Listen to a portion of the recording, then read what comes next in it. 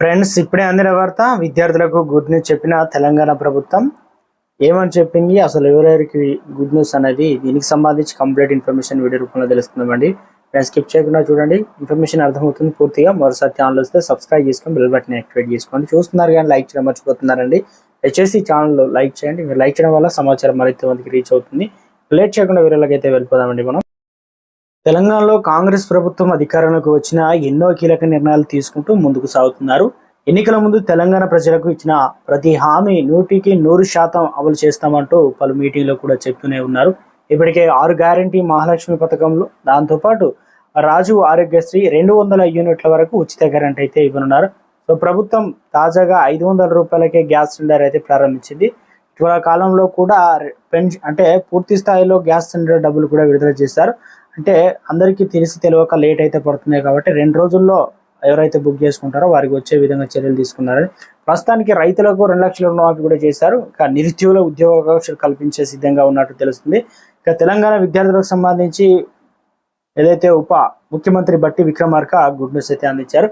ఆ వివరాలు చూసుకున్నట్లయితే హైదరాబాద్ ఎల్బీ స్టేడియంలో జాతీయ క్రీడా దినోత్సవం పురస్కరించుకొని ప్రభుత్వ ఎంప్లాయీస్ కి ఆటల పోటీలు నిర్వహించారు. ఇక రాష్ట్ర స్పోర్ట్స్ అథారిటీ చైర్మన్ శివారెడ్డి ఆధ్వర్యంలో నిర్వహిస్తున్న ఈ క్రీడా పోటీలకు ముఖ్య అతిథిగా విచ్చేసి ఈ పోటీలను ప్రారంభించారు డిప్యూటీ సీఎం బట్టి విక్రమార్క.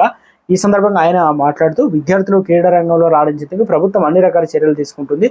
ఇందులో భాగంగా ప్రభుత్వం ఇటు ప్రైవేట్ స్కూల్లో తప్పనిసరిగా స్పోర్ట్స్ పీరియడ్ అయితే ఏర్పాటు చేస్తున్నట్లు, ఇక చిన్నప్పటి నుంచి తమకు ఇష్టమైన క్రీడల్లో మంచి అనుభవాన్ని గడించి అంతర్జాతీయ స్థాయిలో బంగారు పథకాలు సాధించి రాష్ట్రానికి మంచి పేరు తీసుకురావాలని, రాష్ట్రంలో క్రీడలను ప్రోత్సహించడానికి స్పోర్ట్స్ యూనివర్సిటీని కూడా ప్రత్యేకంగా ఏర్పాటు చేస్తున్నారని చెప్పారనమాట. ఇటీవల కాలంలో కనుమరుగైపోయింది. ఇక ప్రతి స్కూల్లో ఏదైతే మరి ప్రైవేట్ స్కూల్, ఇటు ప్రైవేటు ప్రభుత్వ స్కూల్లో కూడా ఈ యొక్క స్పోర్ట్స్ అనేది తప్పనిసరిగా చేశారనమాట.